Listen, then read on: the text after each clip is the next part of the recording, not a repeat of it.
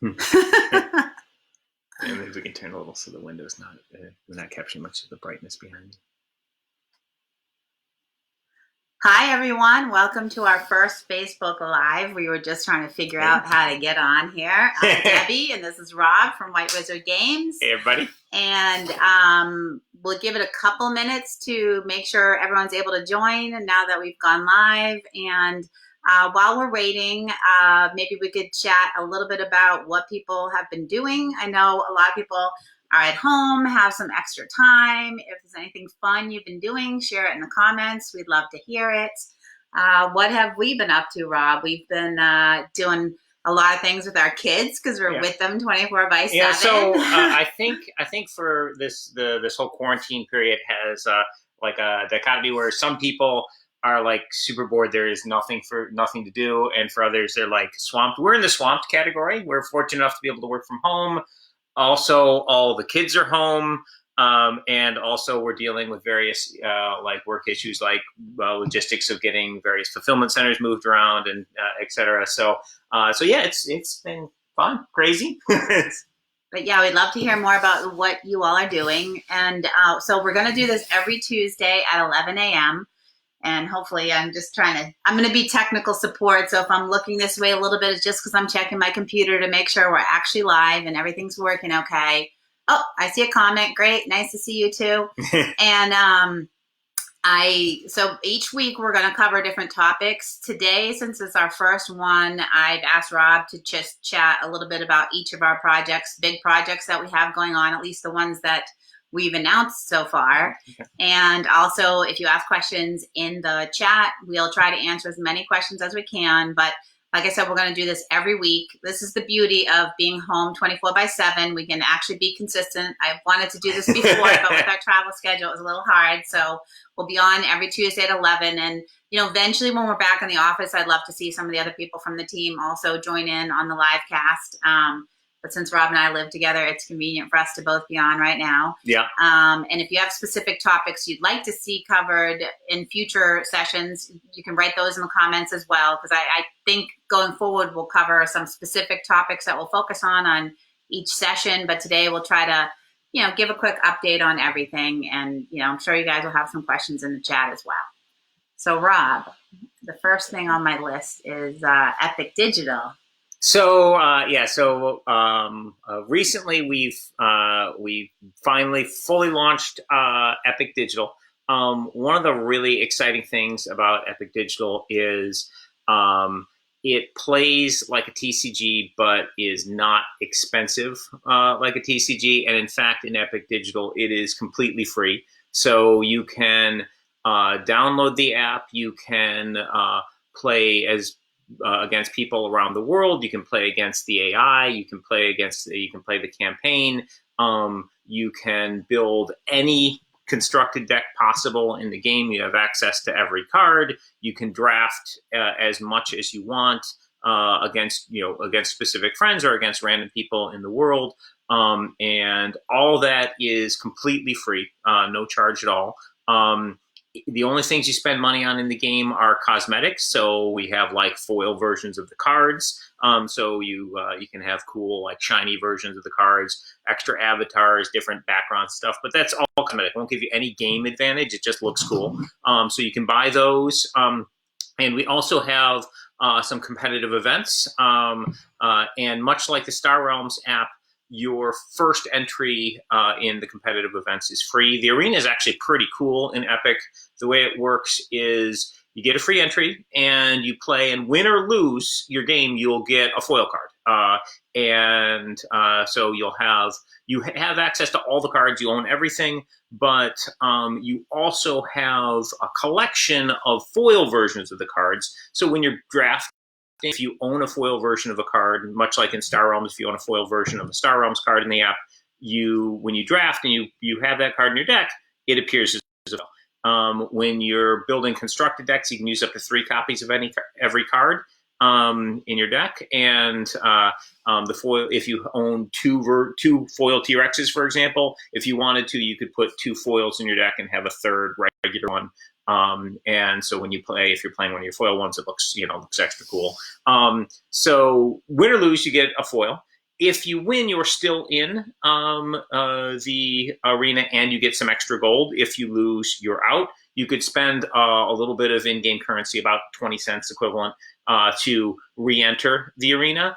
But if you win, you're still in, and you can play again. And again, win or lose, you get a foil. And you can keep doing that. So if you go on a winning streak, you can just get foil after foil after foil and stay in and not pay anything. And each week we have 2 winners of the arena. One winner is based on the longest win streak, so the most wins in a row before you get a loss. So let's say it was a draft week in the arena and you won 9 drafts in a row before you lost one. If that's the largest number, then you would be the longest win streak winner of the arena for the week. And for the we also have a winner for the most wins total. So maybe you pay to re-enter a bunch of times, and you win a bunch and then lose, win a bunch then lose. The total wins, let's say 22 wins was the highest number of wins for the week. If you got that number of wins, then you're the most wins champion. So each week we have 2 champions, and each champion gets something called a gold ticket. And each month we do monthly championships where there's like a $500 first place prize and other, and cool in-app prizes, cosmetics, etc. For people who do well.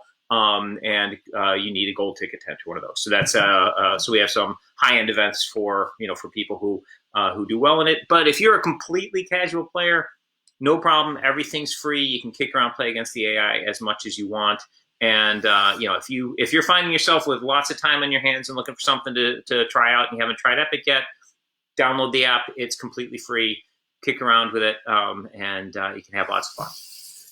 So yeah, that is Epic Digital. Awesome, thank you. I've been playing too, and another thing that we've been doing right before this whole thing started, I had asked Rob to let his hair grow out a little bit. I like it a little on the long side, and now that he can't get a haircut, we're competing in the bun department. Yes, here. yeah, I got the got the no haircut possible thing going on. Yeah, I'm excited. I like it. So yeah, he's required now. He has to either let me cut his hair or not get a haircut. Yeah, so it's going to be a while.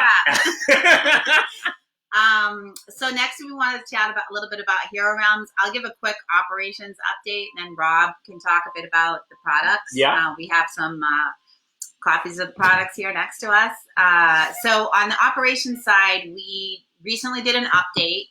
We meet with Quartermaster once a week, actually Tuesday afternoon. So this afternoon, if we get additional updates from Quartermaster on the various regions, we'll do an update. So when we get big updates, we'll do an update on the Kickstarter.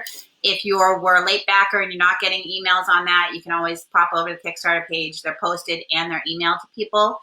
And thank you, first of all, for your patience on that Kickstarter. I know that some of you have been waiting a very long time. I don't have my own personal copy of the game either. So we appreciate your patience with all the stuff that's going on. But basically everything's made it to the regions with the exception, as we noted, of the big sleeve pack. But we're very happy that the main games have made it to the regions. We've started fulfillment in Australia. Some people have gotten I've seen backers saying that they've gotten the stuff. Yeah. Obviously, not everybody in Australia has gotten it yet, but it's but a lot of backers have it in hand, and obviously we can't wait for it to get to everybody. Yeah, and US will be shipping soon to the US and rest of the world. UK, unfortunately, we were literally supposed to start like the next day when GamesQuest was required to shut down, but we're fully supportive of our partners needing to shut down if they need to. That could possibly happen with Quartermaster. We just don't know, but we're supportive of anyone's choices to close down when they need to because of the whole health crisis that's going on. But if you want more details, Katie can post the link of the update in the comments. Thanks to Victoria. She loves your hair, Rob. And Rob, do you want to talk and show off a little bit about the Hero Realms? Oh, sure. So, so we had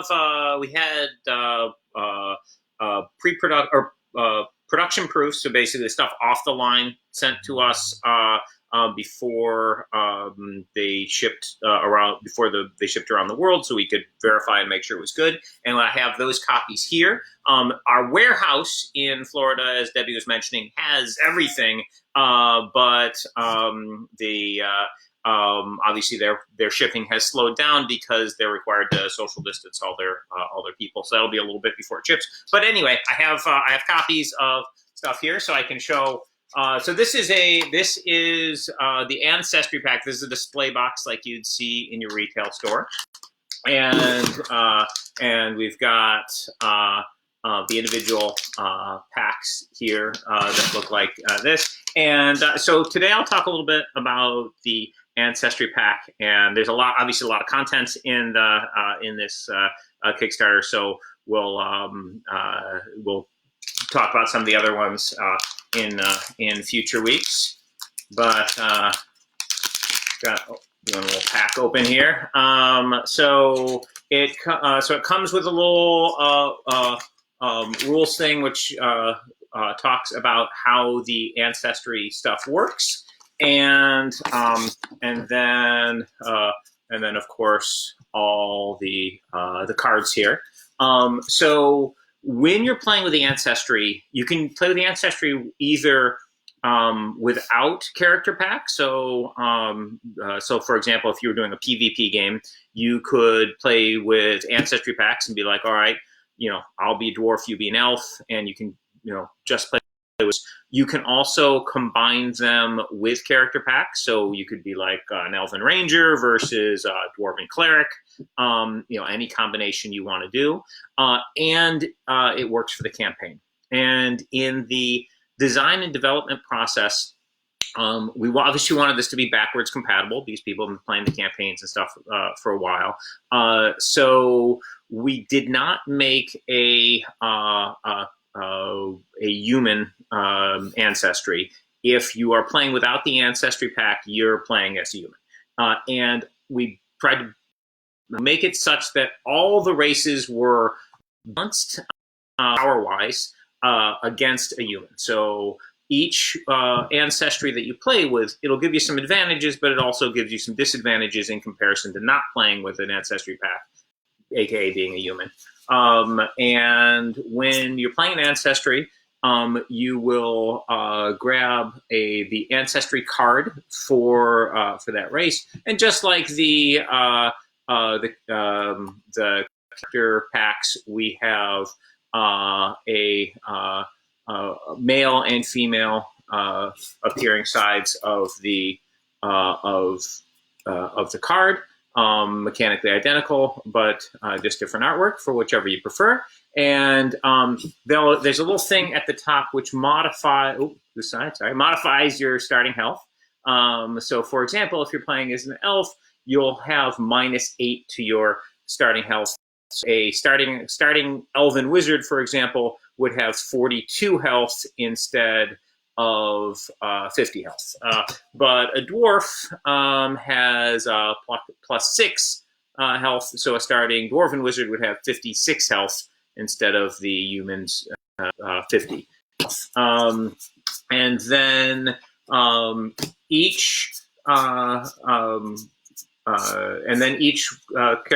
each race has 3 additional cards. So you've got your 4 cards total for the race, 1 showing what race you are and your health modification. Then you'll have a skill or ability card.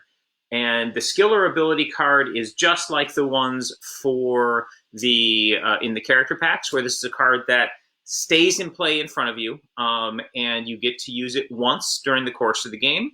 And if you're playing in the campaign, you'll play it once during that game, and will reset the next time you play. So just like the cards in the market that you buy during an encounter, they'll go back to the market deck for the next encounter. Your skill and ability cards, if they've got the sacrifice icon on them, then if you use them, they're gone for that game, but you'll get them back next game.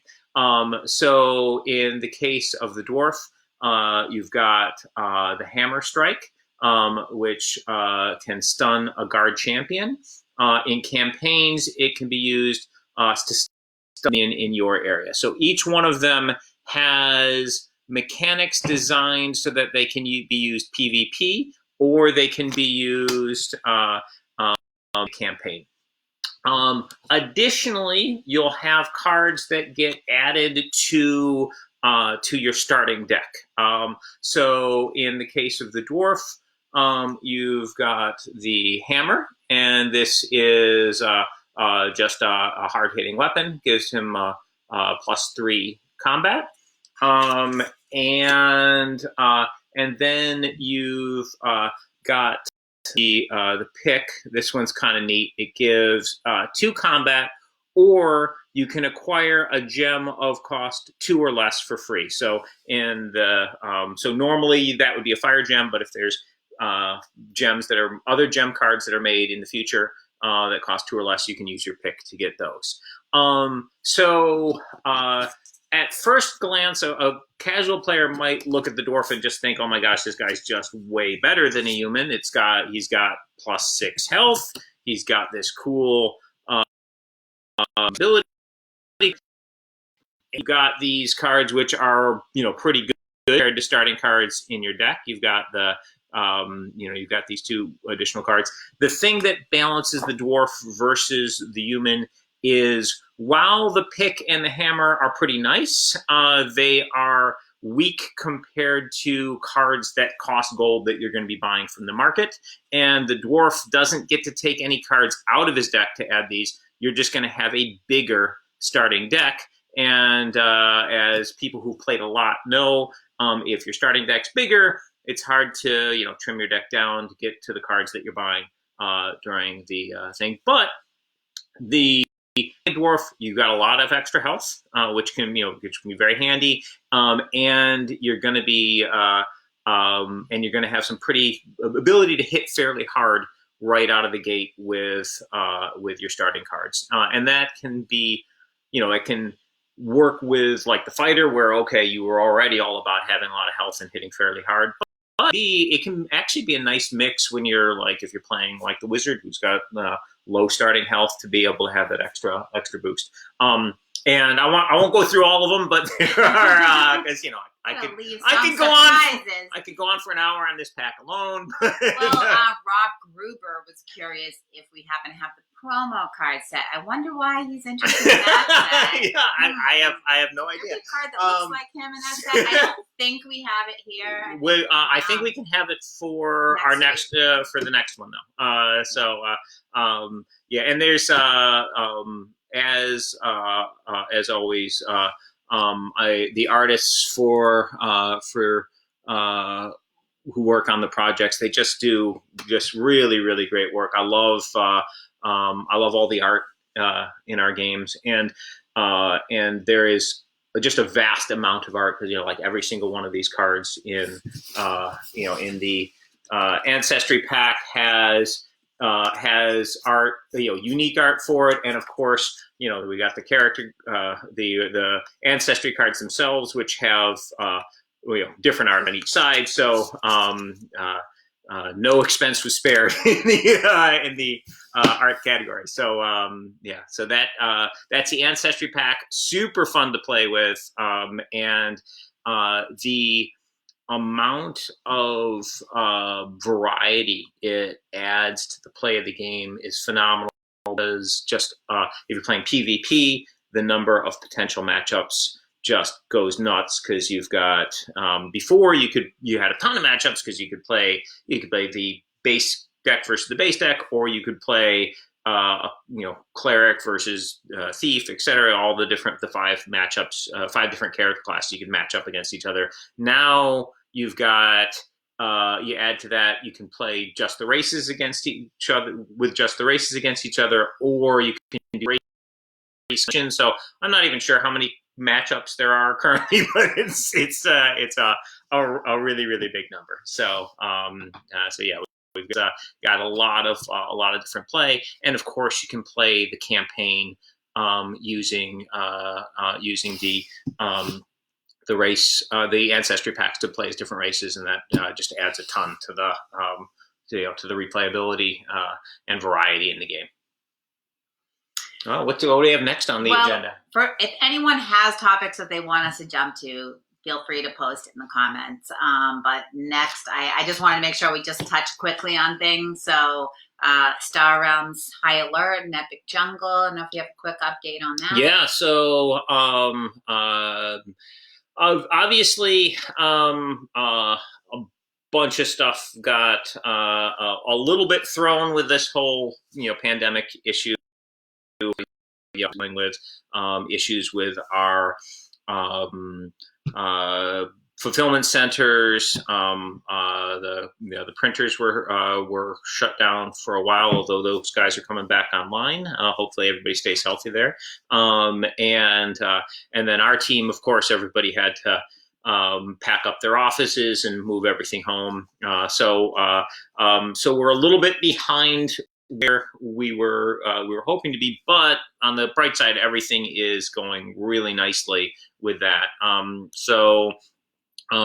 The High Alert, Star Realms High Alert, is all completely done as far as our design and card creation and graphic design, etc. So basically, we have print ready files. Maybe we could do some spoilers next week. We'll be more prepared next week with a little bit of spoiler stuff. But so High Alert is done. But from the internal White Wizard Games design area, but it still has to print. So we've got the printing and the fulfillment side, but super fun set.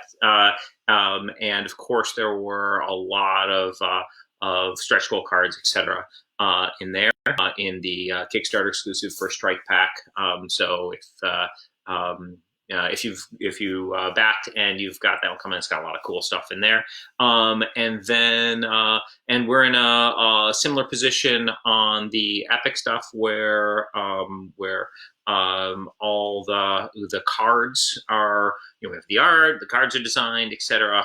And we're basically lining up the printing, and we're getting files ready for the printers. There's a lot of little technical stuff that needs to be done with making sure all the color saturations are correct, and all the stuff's ready for the packaging, etc. So basically, we're at that stage on that.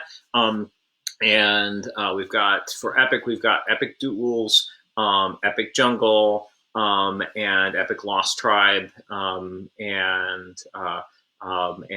the new storage box for Epic. So Epic's getting a similar to the Star Realms Universal Storage Box. Epic's getting a big storage box, and of course Hero Realms got one in the last Kickstarter as well. So lots of awesome new Epic content. In just if you're an Epic player, just a huge ton of stuff going on there. So. I have a couple things to comment on the question. So a couple people were saying that they missed the Hero Realms Kickstarter and they were maybe reserving it through their local store. But, as we know, it might take a while for things to push through distribution right now. So I did want to mention that we're running a special promotion right now on our online store, and it includes the Hero Realms pre-orders, where if you want to support your local game store, you can purchase on our online store, and 25% of the price, the sale price of whatever you decide to purchase is going to go to your local game store. All you need to do is in the note section at checkout, enter in the name, mailing address, and email address just to make sure we have the right store in there to send that to. And at the end of the month, we'll be off to the local game stores. So I definitely encourage you. We discussed, should we do this for our new stuff? And we think, we want to be able to, we know stores can't order aren't really in a position to be ordering a lot of new stuff right now, but this gives you a way to order it through your game store. We'll ship it to you from Quartermaster, and we're looking at if we could maybe ship those out a little bit before things go into distribution if we can. So we're not sure yet on timing because we don't have all of the, right now, we just have all the Kickstarter inventory. We're still waiting for the rest of the inventory to arrive at Quartermaster. But yeah, so encourage you to participate in that program. It's not just the Hero Realms on our website, with the exception, I think, of late backer stuff. So all the pre-order stuff are part of that program. Yeah, and it doesn't matter if your game store is open or closed right now. Like if your game store is completely shut down because of the maybe lockdown orders from the state or country or that you're in, doesn't matter. Basically, you can order direct from our store and our online store, and your store doesn't have to do work. So your local game store doesn't have to do any work whatsoever. You just put information, and basically they get a cut of sales. They'll just get money sent to them. So it's a way to help make sure that your game store will still be around when everything opens back up. So okay. Also, Alex wants so these were actually from our office. So we've all moved to home offices. I took my White Wizard Games mug home, but that is something I'm looking at. So with our reduction in travel, we do have a little bit more time to work on some other marketing initiatives like the community, like the retailer thing we just mentioned. We just rolled out some coloring pages for contests this week. So I am looking at doing more swag stuff. I'd love to see a Star Realms mug too. Yeah. So I'm looking at some different sites to see where we can offer more swag to people, because that's been on our things that we really wanted to do and haven't had time to do list for quite some time. Let's see, and hi to everyone who's joined, Bebo, and looks like Daryl's on. Thanks for joining, everyone. Could you add those dials, Rob, to Star Realms next time for backers in a way they don't need to spend a lot of money? Oh, so basically the if we had a Kickstarter for edition of Star Realms, Star Realms Nova Collection. So it was basically the first block of Star Realms, the Star Realms base set and the Crisis set and the Gambit, basically all the stuff that was in sort of like the first year and a half, 2-year period of Star Realms that went with before everything pre-Colony Wars, basically. And so foil versions of that. And one of the things it had was really beautiful score dials. The answer to the question is not the ones with the art that was featured in that Kickstarter, but we will make score dials, additional score dials in the future that will be available in various ways. They won't come out before the deluxe edition.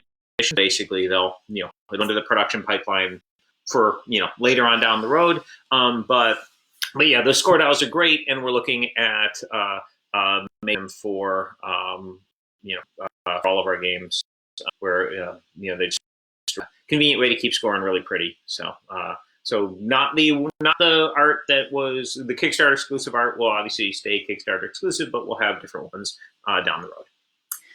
So Rob asked if that retail store program is for Canadian stores too. We'll do that program worldwide. So basically, when you put your store's contact information in there at the end of the month, we're going to summarize everything, and we'll reach out to the stores individually, and we'll be sending checks to people. But if someone's in another country, then we may have to do some other method. But we'll figure that out. But that definitely is an effort where we want to support people in all.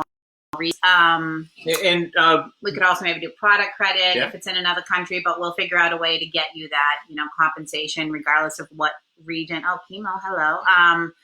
Basically I was just going to say ships out of our Florida location.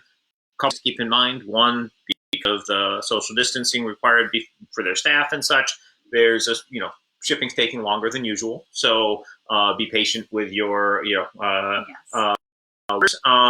And two, if we can ship anywhere in the world from there, but shipping costs will vary. However, like the putting the store information in, the store could be anywhere. It could be a store in Poland, could be a store in Massachusetts, doesn't matter.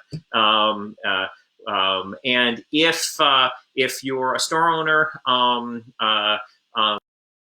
would they find information on it? Well, if you don't know about it, you must not be getting emails. Send me, Number one, join Debbie's mailing list. Send me a message, Debbie@whitewizardgames.com. And yesterday we sent out a newsletter which also had information about it. I will be posting it in the Gamma group as well. So more people hopefully will get information there. So we're trying to get the information out to our players also on things like this. But we do have a retailer mailing list. If you go to whitewizardgames.com/retailer, You can sign up for our retail locator, and you'll be on our mailing list if you check the opt-in box on that page as well. And I had mentioned some of the retailer things in our general mailing list, newsletters as well, especially if I'm reaching out to players like I did. And I mentioned the retailer program in the newsletter we sent out yesterday. But we don't send a ton of emails. We try not to spam people. So you can always unsubscribe to our emails if you want to, but to join the mailing list so that you're up to date. And also we post things like this on our social media. Since that was retailer specific, we're still in the process of kind of rolling that program out because honestly, I was a little sick this past week. So yeah, but we're excited about it and we're encouraging people to participate. Let's see, there was a couple other questions here. So for add-ons, so if you miss a Kickstarter and you're like, oh man, I really wanted that like high alert thing and I just never heard about it. Again, you should be getting my marketing emails. So if you're not a retailer and you want to sign up to get our emails, again, generally we'll send one out like once a month. And then when we're running a Kickstarter or have some very active program going, we might do one a week. So we're not sending tons of emails, but at whitewizardgames.com, if you scroll down to the bottom, you can sign up for our mailing list there. Also, if you try out our Epic Digital app or Star Realms app, you have the option to opt into our mailing list when you register for the apps as well. But for that, if you miss our Kickstarters, in all of our future Kickstarters, so we were doing our entire catalog in our Kickstarters and logistically as add-ons, and that just got really crazy in terms of having to have what we needed plus some extra in every region around the world. What we are doing, what we're committed to doing is offering our Kickstarter exclusive items as add-ons in all of our Kickstarters. So if you miss a Kickstarter, so for example, say you missed like the Sorcerer Kickstarter and you were like, oh my God, I really want those add-ons. They look amazing because they are amazing. You could back any other future Kickstarter and add those items on. But if you wanted the Sorcerer base game, you could go to your local game store and buy that. If it's a Sorcerer Kickstarter, like we will be running a Sorcerer Kickstarter coming up soon, we'll include add-ons of the product line. So if you don't have Sorcerer and you back the next Sorcerer Kickstarter, you'll be able to get the base game in that. But we're generally having our retail items available in retail and Kickstarter exclusive items available on Kickstarter. Do you want to add anything to that? Yeah, just know that that works. And on the store program, if you are a game store, once you have the information, would be if you want to email your customers or whatever, let them know, hey, you can buy White Wizard games, enter this code when you do it. Just make sure they know how to give you the credit for the sale, and then that comes back, and then that comes back to the store. So, and Kate, if you could post a link to the blog post, I think we have a blog post that has information on our webpage in the comments. That would be great. Okay. Sorcerer. Yeah. So speaking of Sorcerer, so we've had a Sorcerer Kickstarter coming up for quite a while now. Anybody who knows Peter Schultz, the designer for Sorcerer, knows how much he loves the game and the world, and what a perfectionist he is about it. So Peter's had lots of really ideas for additional stuff that's going to be part of this Kickstarter, and everything sounded awesome. So I was like, yes, work on that. And so we ended up pushing the Kickstarter back, but not because of a lack of work on Sorcerer. Quite the opposite, because of volumes of work on Sorcerer. Peter's making it better and better. Yes. So the Endbringer stuff that we're doing. Well, first off, there's going to be more character packs, more lineage packs, and more domain packs. So a larger variety of for creating your sorcerer at the beginning of a game. So if you're playing a standard sorcerer game, lots and lots of new characters, lots of new sorcerers you can build, and anybody who's played sorcerer, especially if you've got those Kickstarter of additional character lineages and domains, you know how cool it is to have those extra that extra selection. There's just every game plays differently, and there's so many cool combinations of cards and powers and abilities that you can get when you mix and match. And as always, really beautiful artwork. Creepy. It is sorcerer, so but just tons and tons of awesome artwork. Really, really great mechanics on these additional characters, lineages, and domains. And then Peter's apologizing. Hey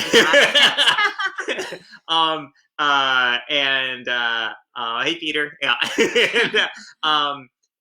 And then there is the Endbringer set, and what that brings is solitaire and cooperative play to the game,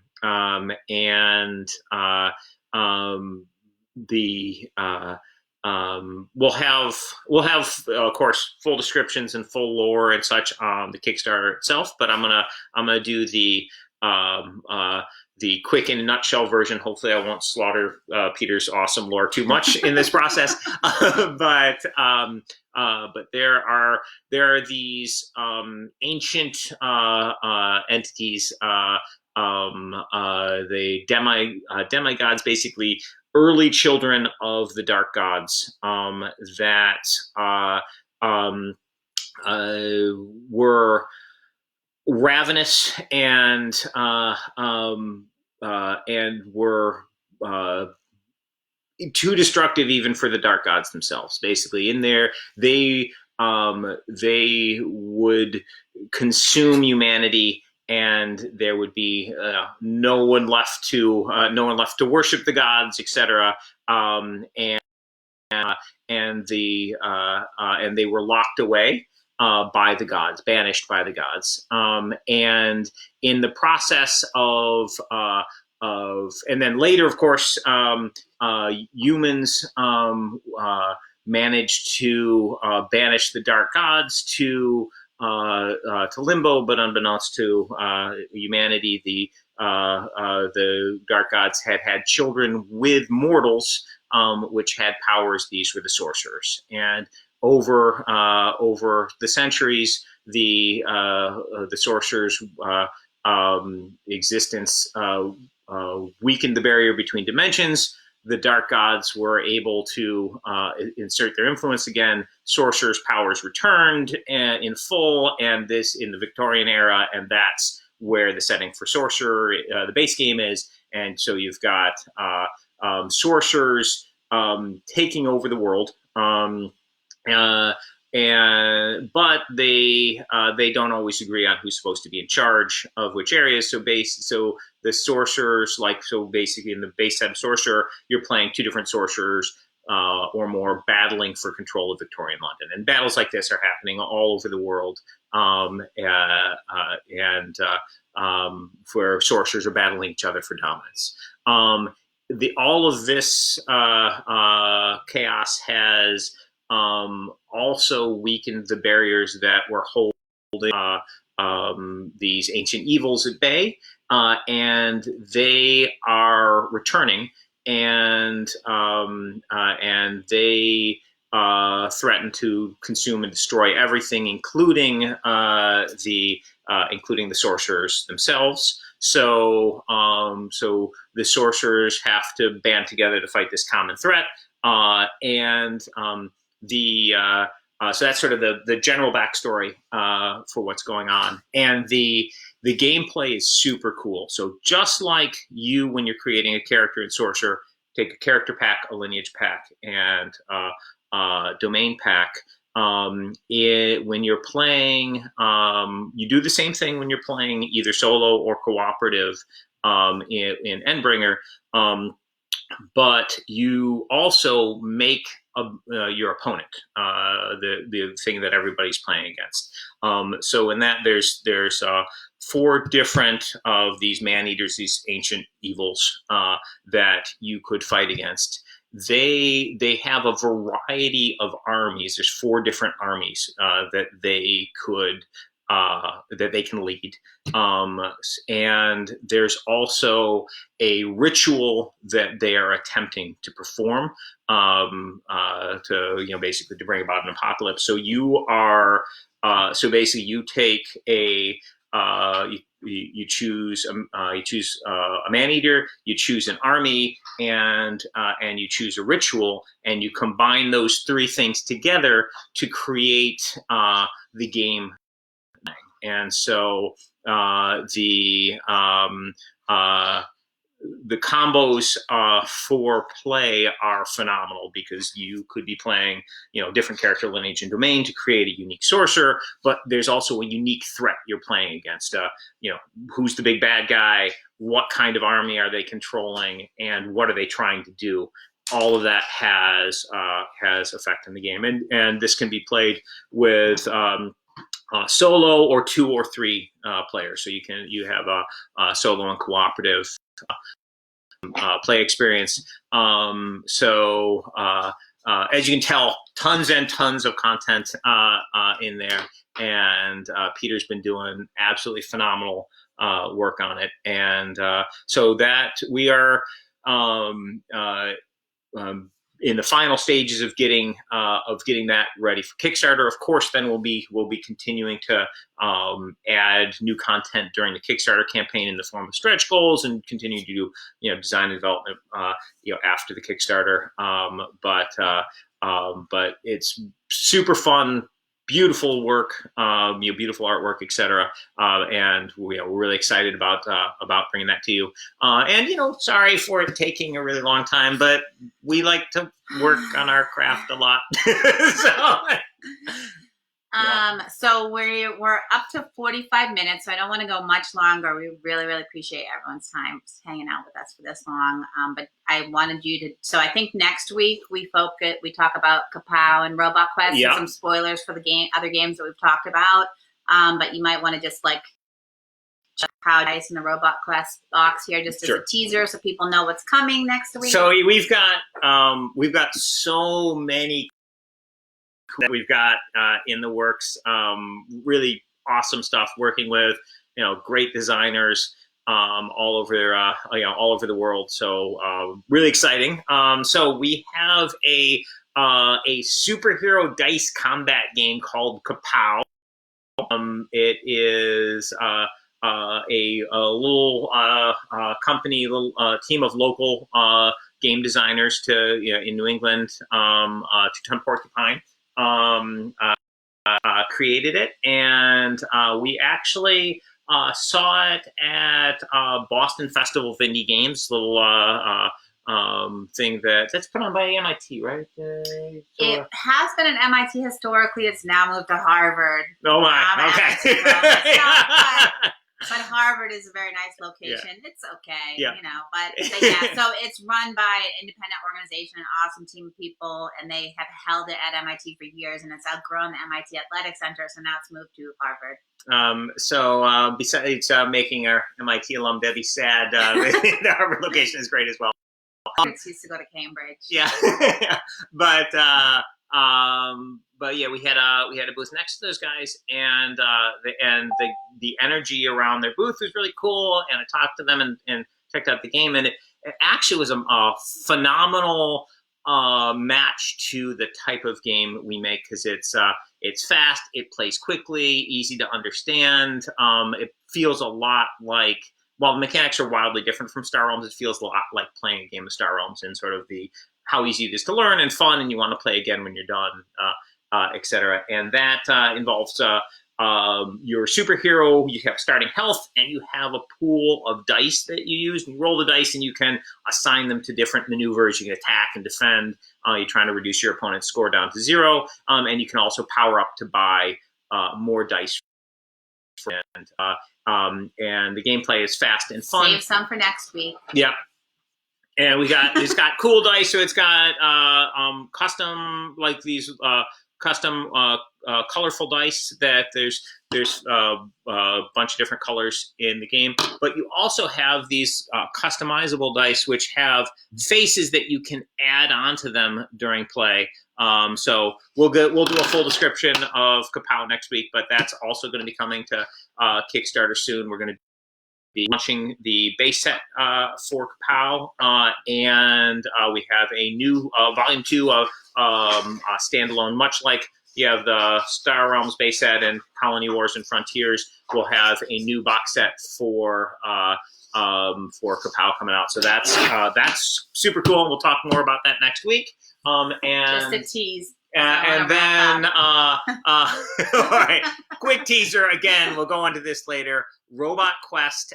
This is a super fun miniature deck building game. So you've got a miniature, got a cool robot mini. Here's one of them that you have on the table representing where you are, and your cards allow you to move around the battlefield and attack other robots. It has a very video game-esque feel that when you are destroyed, it's no big deal. You're going to respawn immediately and come back into the action.